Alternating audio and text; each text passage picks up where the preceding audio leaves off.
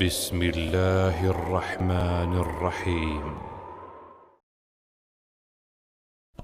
بسم الله الرحمن الرحيم.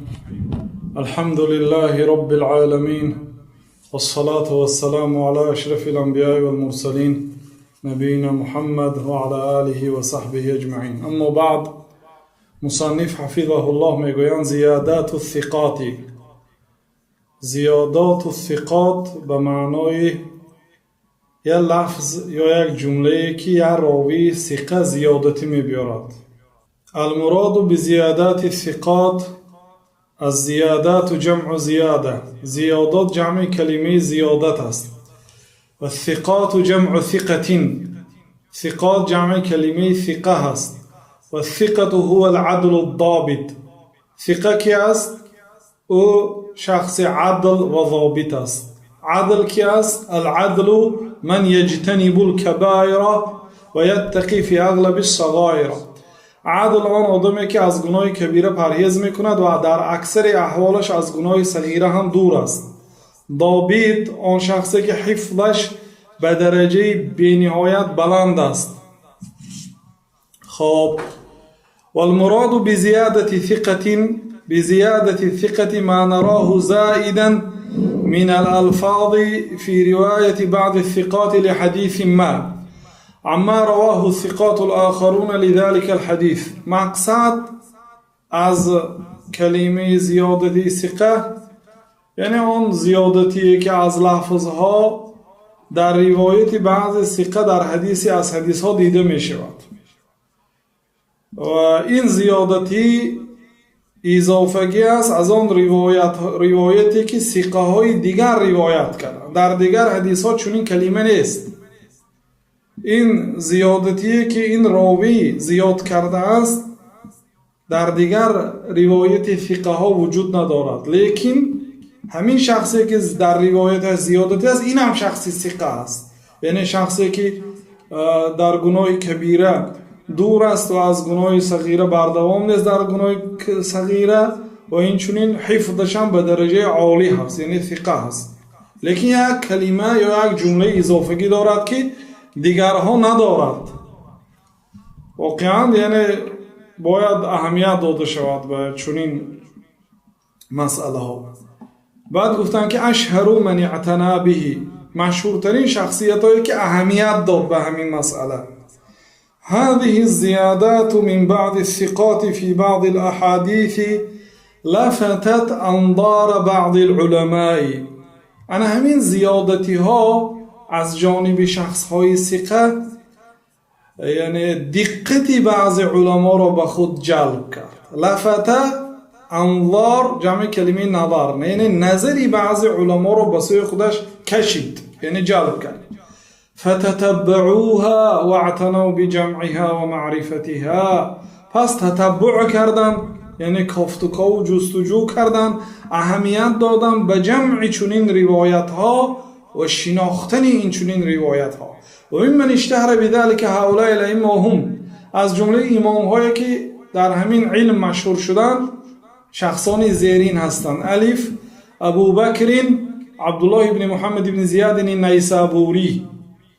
این شخص یعنی نسبتاً به نیسابور، عرب ها نیسابور میگن، فارس ها نیشاپور میگن. یک شهری هست به نام نیشاپور، بعد ترکمنستان کمتر وارد ایران میشود هست. عمر خیام از همونجا، امام مسلم از همونجا.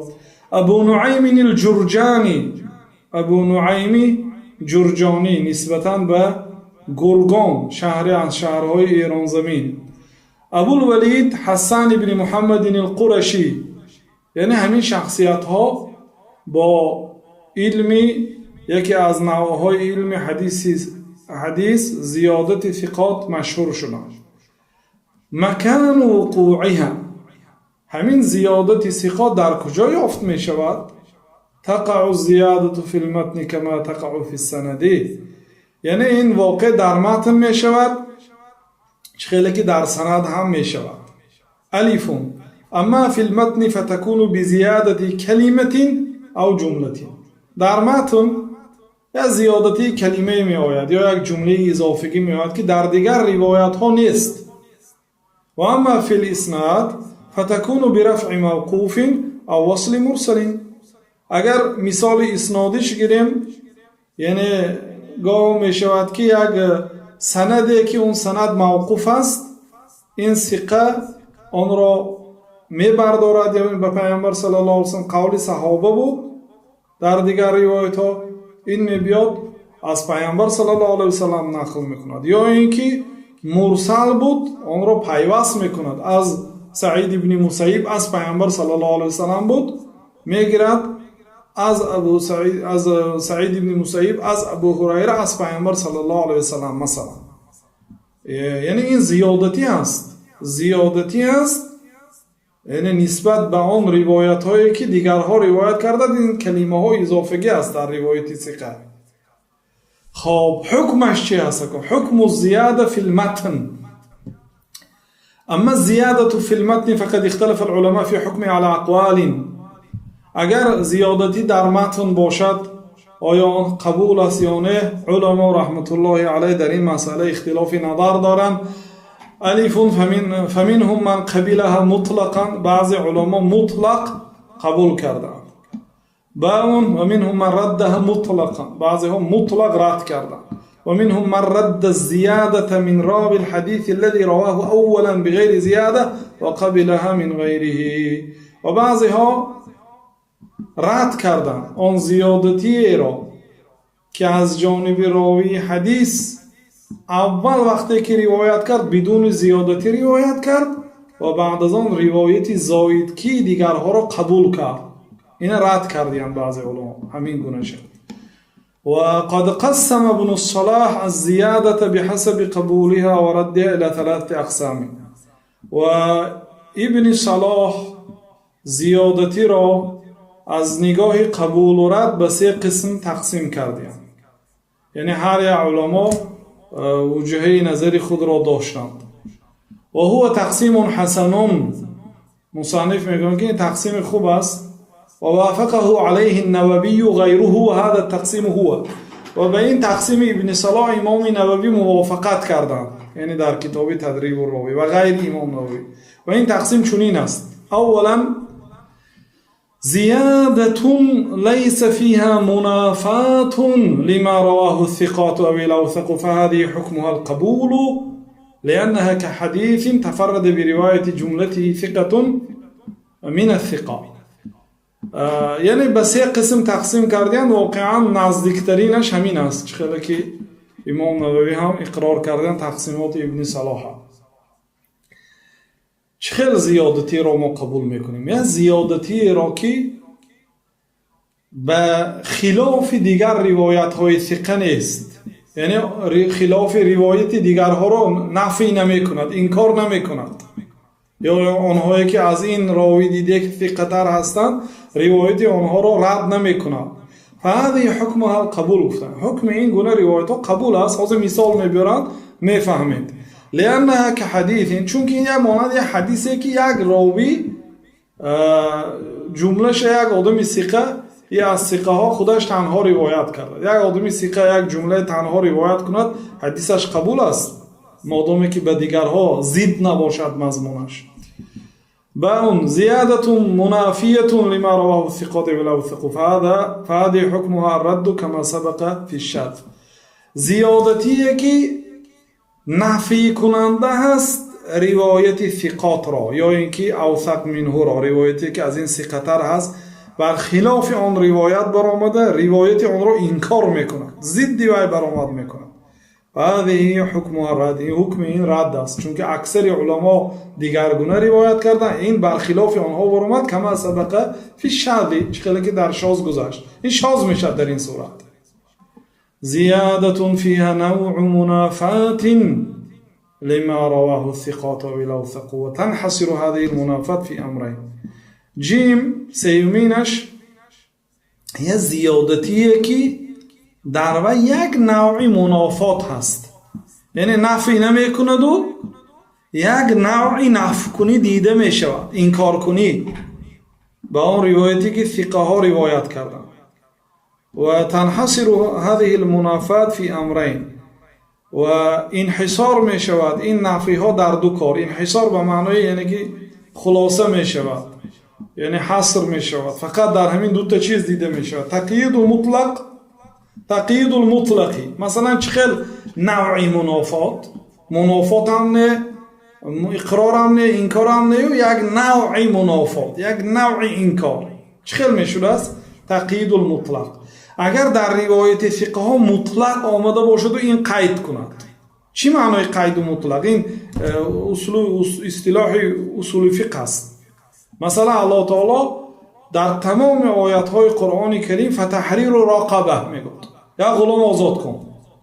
روزه را قصدن شکستی، علاقه جنسی کردی در ماه رمضان، چه کن؟ یا غلام آزاد کن.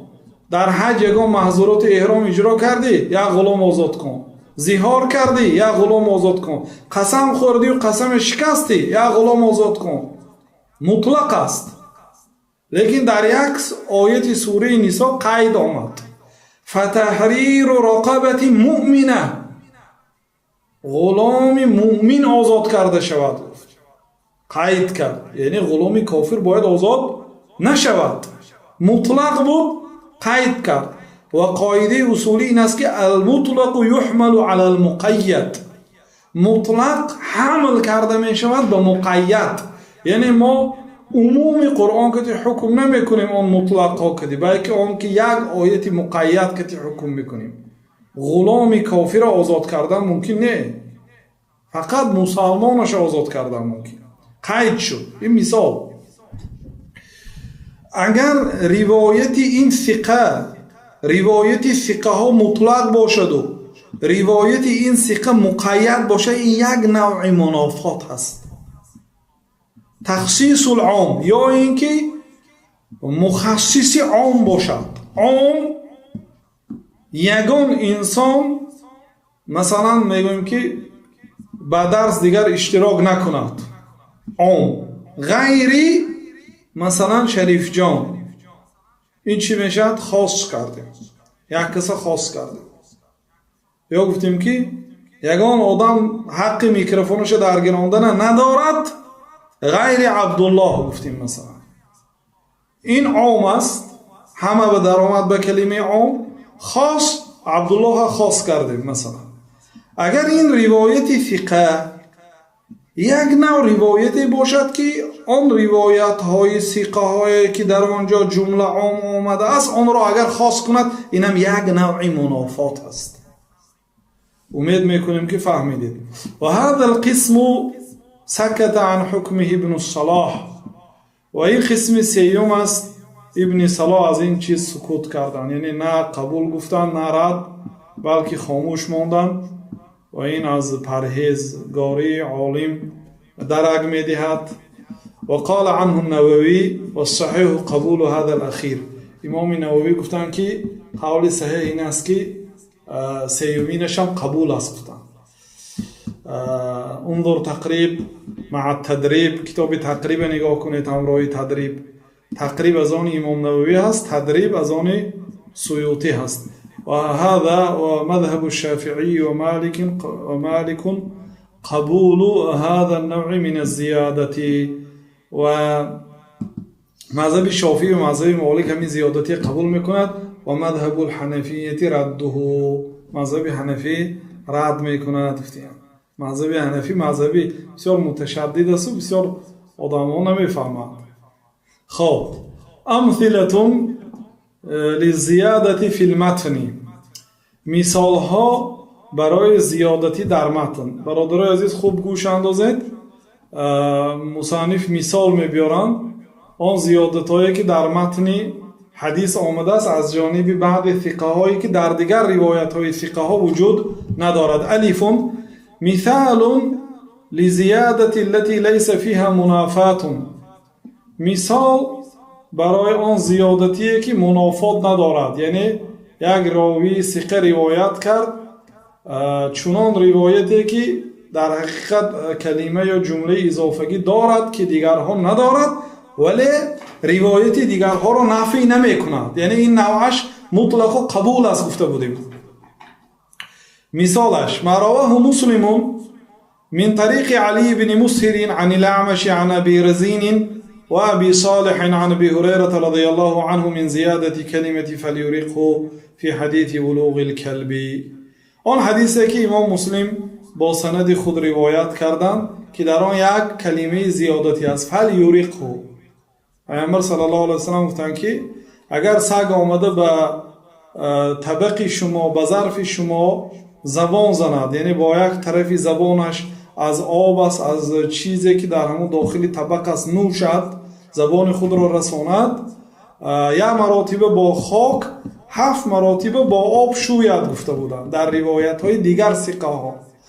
در روایتی که از طریق علی بن مسهر آمده است، زیادتی لفظی فلیرقه آمده است، یعنی همون طبقانگی بوده که آب اول ریزد گفتیم. این نفی نمی کند روایت پیشینه های، بله این کلمه زیادتی است برادرها، ولیکن این کار نمی کند دیگر حدیث های، برای آنکه خواهید نخواهید شما آن آبی ماندگی می پرتوید. مثلا در یک ستیل آب بود، سگ آمده نوشید، ما اول چون میکنیم؟ اول همه آب می پرتویم. این همین لفظ چه حکمی می برارد؟ از این لفظ فهمیده میشد که انا همون آب نجاست شد. سگ که آمده زبان رسانید، آب نجاست شد، برای آنکه اون آب کم است. یکی همین زبانش اگر به دریا میزد چی میشد؟ دریا پاک میستاد، دریا آبش جاری است. کی شود دریا زیپوزی سگ نجیس، یعنی دریا هیچگاه به یک آبی دهانی پلیدی سگ نجاست نمیشد. الله شریعت حکم طاهر داده است. خب لیکن وقتی که به این ظرف کوچک آمده دهان کرد، فلیرقه، بنابر روایت مسلم ما باید آن آب است، طعام است، شراب است، آن اول ریزیم بر زمین، بعد یک مرتبه با خاک، 7 مرتبه با آب باید بشوییم. فی حدیث بلوغ الکلب، در حدیث زبان زدن سگ. ولم یذکرها سایر الحفاظ من اصحاب الاعمش، دیگر حافظها انا همین اضافگی را ذکر نکردن از شاگردان اعمش. و انما رواه هكذا، بلکه چنین روایت کردن: اذا ولغ الكلب في اناء احدكم فليغسله 7 مرات. اگر سگ به ظرف شما دهان رسانید، شما او را 7 مرتبه بشویید. فتكون هذه زیاده كخبر تفرد به علی بن مسهر و ثقة.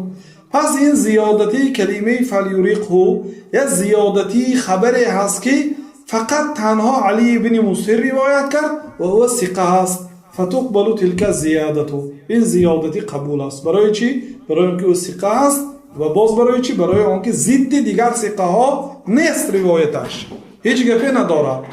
فهمو؟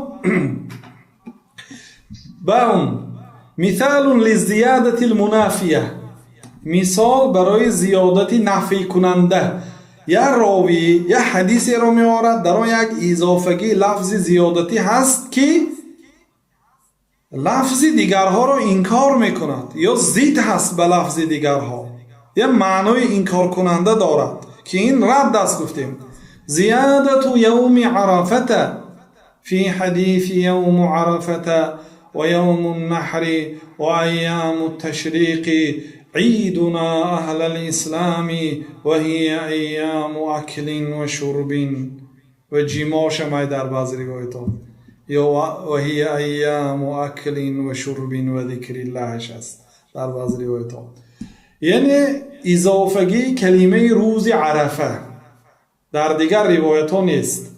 در دیگر روایت ها از کلمه یوم النحر شروع می شد. روز نحر یعنی روز قربانی، روزی که در آن نماز عیدی قربان میخونیم و در آن بعد نماز قربانی خدا میکنیم. نحر یعنی شتر و اسب نحر میگن در لغت، اما در شریعت فقط شتر نحر کرده میشود و گاو. نحر یعنی از گردناشون که دراستر است، اگر از پیش سر اگر کارد زنید ذبح میشد، از پیش مثلا تنه زنید، از پیش مثلا بدن گردن شتر مثال دراز است. وقتی که ما اگر شتر را ذبح کنیم، شتر را ما عذاب میتیم، برای اینکه گردنش که قریب 1.5-2 متر هست خون به واسطه گردن تا به اینجا میبیاد که شتر بسیار عذاب میکشد. لیکن وقتی که ما از بیخ گردنش میزنیم، از نزدیکی پایش که به گردنش سرش است و این نهر است، آسان میشه جانش برآمدنش. این چون این گاو هم اگر کلام باشد بهترش نهر کرده شود، نه ذبح. لیکن در گاو هر دوشم اجازت است، برای اینکه گردنش اینقدر رنگ گردن شتر درازی بد نیست. خب روز عید قربان و ایام تشریق و روزهای تشریق که بعضی ها 2 روز بعدی عید گفتن و بعضی علما 3 روز گفتن. تشریق از کلمه شرق گرفته شده، معنایش پوست را خشک کردن است، خواه با نمک خواه با درخت. به درخت ها می آویختن، به واسطه شمال پوست ها قاق می شد. برای چی ایام تشریق گفتن؟ برای اینکه همه پوست تنوگ میکرد در آن روزا. هر آدمی که قربانی میکرد پوستاشون رو تنوگ میکردن، بعد اون پوست های با دیگر استفاده میبردن، همچون کرپچه و همچون دیگر چیزا. ایام تشریق نامیده شد. یوم النحر و ایام تشریق عیدنا اهل الاسلام. این روزها عید ما هست ای مسلمان ها. و هی ایام اکلین و شربین. این روزها روزهای خوردن، روزهای نوشیدن، روزهای ذکر الله، روزهای جماع در بعض روایت ها آمدگی هست. یعنی در این روزها روزه گرفتن ممنوع است. فإن هذا الحديث من جمیع طرقه بدونها. این حدیث با تمام راههایش بدون کلمه یوم عرفه آمدگی است. یوم عرفه زیادتی است برادران.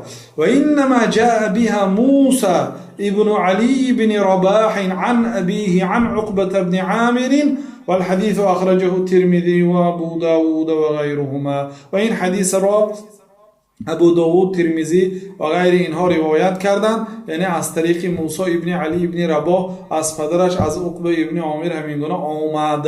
یعنی کلمه لفظی یوم عرفه را رد میکنیم. روز عرفه یعنی که روزی عید و خوردن و نوشیدن نیست، برای اینکه روز عرفه به قسمی از مردم روزه است، بلکه بهترین روزه بعد رمضان است به غیر حاجی ها. اما حاجی ها بهترش روزه ندارند. بنابراین حضرت ابن عمر رضی الله عنهما می گفتند که جناب رسول الله صلی الله علیه و سلم روزه نداشتند روز عرفه وقتی که در عرفات بودند، یعنی حاجی ها را در نظر دارند. و ابوبکر هم روزه نداشتند، عمر هم روزه نداشتند، من هم روزه نمیدارم. یگان کس روزه و امرم نمیکنم، نهی هم نمیکنم. لیکن بهتر است برای شخص روزه‌دار روزه خوردن، چون که پیامبر صلی الله علیه و سلم وقتی که شیر دراز کرده شد روز عرفه، شیر را نوشیدند. یعنی که بهترین راه رسول الله صلی الله علیه و سلم است. و کسی که روز عرفه روزه میگیرد، 1 سال آینده و 1 سال گذشته گناهاش مغفرت میشود، که این بهترین روزه بعد ماه رمضان است. بنابراین این روزه ما نمیتوانیم روز خوردن و نوشیدن اعلان کنیم. بنابراین زیادتی است این لفظ و زیادتی که مردود است به صاحبش. خب فهمیدید برادران؟ درس اگر مشکل بود تنبل را خواب آورد. این درس شاید این بحث ناتکرار است، مقصد در همه جا نمی بیاد. شاید من بعضی ها ممکن در عمرش 1 مرتبه این خیلی سخنهای شنیده است. مقصد اینکه خوب است که مقصد اهمیت دید و اگر با نظری خوب نگاه کنید، یک همین کلمه فلیوری خوی نگاه کنید چقدر ساعت‌های و عمرها برای تحقیقش صرف شده است. یک لفظ یا یک لفظی یوم عرفه علما همین جدا کردند. به همین دین مقدس اسلام برای ما غضنطریان، یعنی تر و تازه رسید آمد. مهنتی هموها بود.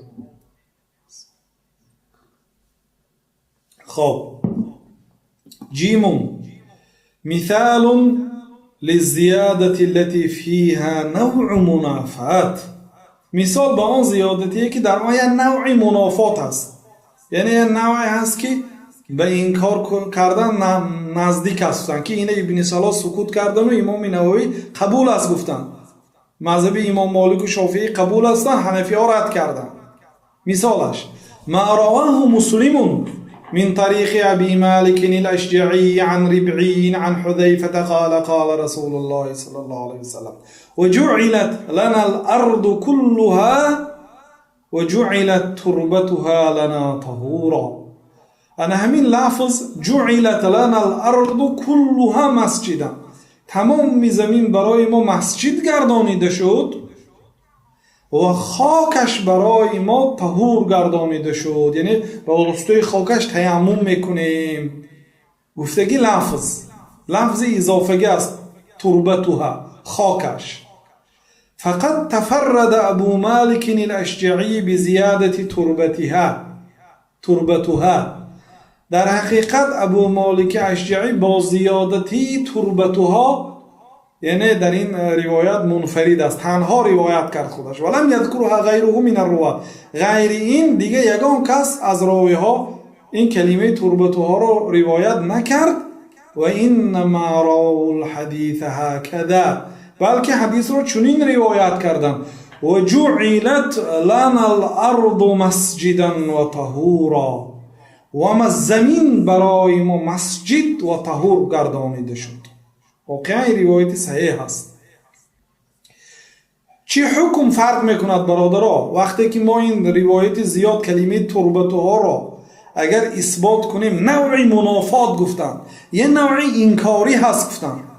یه روایت زیادتیه که صراحتا رد نکندم، یک نوعی رد بر دیگر روایت ها هست. چی ردی هست؟ رد همین که وجعلت لنا الارض مسجدا و طهورا، یعنی این روایتی که همه ثقه ها روایت کردن و این در صحیح مسلم هست. این روایتی صحیحش ان همین وجعلت لنا الارض مسجدا و طهورا. اگر این روایت که دیگرید زمین برای ما مسجد و طهور گردانیده شد، در روایتی بالا زمین برای ما مسجد گردانیده شد و لیکن نه همه آن طهور است، فقط خاکش است. از زمین های هست که عبارت فقط از قوم، زمین های هست که عبارت از سنگ. بعضی منطقه رو دیدگه هستیم یک لخت سنگ است، گکترها زمین سنگ است و هم یک دانه سنگ است مثلا، یا سنگ میده هست. خب یعنی در آنجا نماز خوانیم و در آنجا تیمم نکنیم. یعنی روایت تربتها یک نوعی منافات دارد که فقط از جنسی زمین، فقط با خاکش یعنی که تیمم کن گفتگی معنا رو میدهد. حالا مونده است که بعضی زمین ها هستند که زمین های مثلا سرمه هست، زمین های مانند یک سنگ هست، یا اینکه دیگر نوعی زمین هست. حتی در کتاب های تیمم، در کتاب طهارت ببینید آیا مثلا با دیگر جنسی زمین میشه و طهارت کرده یا فقط با خاک یا قوم، گفتگی مسئله هست. بنابراین همین روایت کمتر روایتی منفی است. بنابراین روایت جمهور همین که زمین برای من مسجد و طهور گردانیده شد، یعنی مطلق زمین، یعنی اصلا زمین پاک است، مگر هم انیق دانید که انا همین مکان، مخصوصا همین مکان مثلا نجاست است در اینجا نماز نمیخوانید. اگر ندانید همه جای زمین برای شما پاک است. حکم از زیادتی فی الاسناد، این بود درباره متن. اکنون درباره اسناد گذشتم. زیادتی در اسناد. اما زیادت فی الاسناد فتنصب هنا على مسئلتين رئیسیتین یکثر وقوعهما. اما زیادتی در اسناد باشد در دو مسئله رئیسی که واقع شوی آنها بسیار است، با آن مسئله آمده برمی ایستد، یعنی دور میزند. اساسی مسئله در همین دو مسئله رئیسی و هما تعارض الوصل مع الارسال. غالبا دو تا مسئله است: تعارض آمدن وصل همراهی ارسال، یعنی یک آدم یا که بلکه بسیار راوی های ثقه حدیث را مرسل روایت میکنند از حسن بصری از پیامبر صلی الله علیه و آله. حسن بصری صحابه نبود، پیامبر ندیده است. مرسل است حدیثش. یک راوی میبود از مثلا حسن بصری از انس از پیامبر صلی الله علیه و سلم میگفت که حدیث وصل میشد. یک آدم این کارو کرده است. و تعارض الرفع مع الوقف، یا اینکه یک حدیث به ابن عباس آمده موقوف است، همه از ابن عباس نقل میکنه که سخن ابن عباس است، و یک راوی ثقه میگوید که از ابن عباس از پیامبر صلی الله علیه و سلم گفته و پیامبر صلی الله علیه و سلم میبردارد. این زیادتی هست در اسناد. در روایت دیگر ثقه ها چنین نیست. در دیگر روایت این ثقه این زیادتی هست که این نامش زیادتی در اسناد است. اما باقی صور زیادتی فی الاسناد فقد افرد العلماء لها ابحاثا خاصه. اما دیگر نوعهای زیادتی در اسناد را علما رحمت الله علیهم برای آنها یک بحث‌های علاهیده خاص آورده، در آنجا با نام‌های خاص خودش ذکر کردند. مثل المزید فی متصل الاسانید، مانند مزید در متصل اسانید که در درس گذشته ها گذشته بودیم در این باره. خب یعنی که فقط دو مسئله هست، رفع وقف و وصل ارسال. وقد اختلف هذا وقد اختلف العلماء في قبول الزيادة وردها على 4 أقوال وهي. خب علماء رحمت الله علیهم در قبول زیادتی و در رد آن به 4 قول اختلاف نظر دارند. الف الحكم لمن وصله او رفعه ای قبول الزیادتی و هو قول جمهور الفقهاء والاصوليين. قول یکم این قبول زیادتی هست، زیادتی ثقه قبول است و این حکمش حکم مقبول است اگر وصل کرده باشد، یعنی حدیثی منقطع را مرسل را وصل کرده باشد، یا اینکه موقوف را به پیامبر صلی الله علیه و سلم برداشته باشد. در نزد جمهور فقها و اصولی ها این قبول است. خب با اون الحكم لمن أرسله أو وقفه أي رد الزيادة وهو قول أكثر أصحاب الحديث. دویمینش رد زیادتی است، یعنی حکم این روایت رد است اگر همه علما از پیامبر صلی الله علیه و سلم روایت کردند، این آدم باشد حدیث مرسل روایت کرد، حالا که آن دیگرها یعنی موصول روایت کرده، این مرسل روایت کرد، یا اینکه همه مرفوع روایت کرده بود، این راوی موقوف روایت کرد، در این صورت روایتش بر خودش رد است و این قول اکثری علما هست. جیمون الحکم للاکثری، یعنی سیومین قول این است که اکثر را نگاه میکنیم، اکثر چگونه روایت کردگی باشد، روایت اکثر را راجح میگردانیم به روایت کم ها. گفتم یک نفر دو نفر اگر زیادتی آورده باشد و اکثری علما کم آورده باشند، سخن اکثری راوی ها را پیش میگیریم. و هو قول بعضی اصحاب الحدیث، و این سخن بعضی از اصحاب حدیث است. دال الحكم للاحفظ و هو قول بعضی اصحاب الحدیث، گفتن که حافظترین آنها را نگاه میکنیم. روایتی حافظها، کدام حافظهای معتمد اگر روایتشان زیادتی باشد قبول میکنیم، یا اینکه اکثر حافظها زیادتی نآورده باشند و بدون زیادتی آورده باشند، ما سخنی حافظها را میگیریم. گفتن نه، یعنی به بسیاریت نگاه نمیکنیم و به صفت نگاه میکنیم. گفتن قوت حافظ. و مثاله حدیث لا نکاح الا بولی، مثالش حدیثی لا نکاح الا بولی، یعنی نکاح نمی شود مگرم با اجازت ولی. ولی یعنی صاحب دختر، خواجهش، پدرش اساسا، بعد میتواند فرزندش یا برادرش یا بابایش یا نبیرش یا عمکش، نهمی ها یا پسری عمکش، اینها ولی شده میتواند.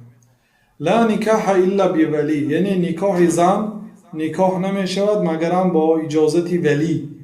یعنی ولی باید نکاح کنند. برای آنکه زنها عقلشان پست است، آنها رو به نکاح در آوردن یعنی با راه فریب و با دیگر راه ها آسان است.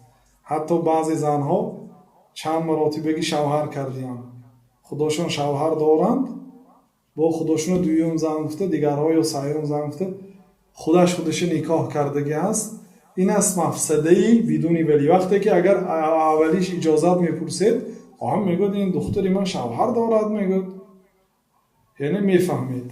بنابراین این نه فقط این است، یعنی شریعت مقاصدش بزرگ است. لا نکاح الا بولی، یعنی نکاح نمیشود مگر با اجازت ولی. فقد رواه یونس بن ابی اسحاق السبیعی و ابنه اسرائیل و قیس بن الربیع عن ابی اسحاق مسندا متصلا. در حقیقت این روایت را ابو اسحاق یونس ابن ابی اسحاق سبیعی و فرزندش اسرائیل از قیس ابن ربیع از ابو اسحاق هم مسند و هم متصل روایت کرد. یعنی حدیث به پیامبر صلی الله علیه وسلم برد و این چنین حدیث متصل است، یعنی مرسل نیست. و رواه سفیان الثوری و شعبة بن الحجاج عن ابی اسحاق مرسلا. لیکن سفیان ثوری و شعبة بن حجاج عتکی از ابو اسحاق این حدیث را مرسل روایت کردن، نه مسند. یعنی که اختلاف هست. لیکن قول صحیح برادرها زیادتی ثقه قبول هست همراهی قرینه یعنی با دیگر دلیلی که آمده همون زیادتی را قوت میدهد، خواه از قرآن، خواه از دیگر حدیث ها، یا خواه از اقوال صحابه ها، یا اجماع علما، یا قیاس، یا مقصود شریعت و غیره. خب در همین جا توقف میکنیم برای آنکه الاعتبار و المتابع و شاهد بسیار باب مهمی از باب علم مصطلح الحدیث هست و این آخرین بحث است پیش از علم جرح و تعدیل. این اعتبار متابع شاهد خواستم درس دیم، لیکن 4 صحیفه است برادر عزیز. بالانگی درس هم 4 صحیفه است، درس مشکل فهم بود. یعنی که بسیار طالب علمایی که مقصد علوم عربی ندارند نمیفهمند. بنابراین اعتبار متابع شاهد این بسیار ضرور است. این حتی در مثال رواه البخاری فی المتابعات یا فی الشواهد یا فی الاعتبار یا رواه مسلم فی المتابعات، بسیار این لفظها در کتاب ها می بیاد. این یک باب مهم از علم مصطلح الحدیث است. بنابراین خواستم درس الهیده تا اینکه ذهن شما خالی باشد در صحبت آینده میگذاریم و با همین به جرح و تعدیل میگذاریم. جرح و تعدیل علم الهیده است برادران. ما 1 سال را پر در کلیه حدیث فن الهیده بود، یعنی کتابش هم الهیده است، از مصطلح فن الهیده است، یعنی در داخل مصطلح داخل می شود ولی یک فن الهیده هست خودش. جرح و تعدیل یعنی درباره راوی ها بسیار علمی نازک است، یعنی که بعد یک درس به این شروع میکنیم. الله اعلم و صلی الله وسلم علی نبینا محمد و علی آله و صحبه اجمعین.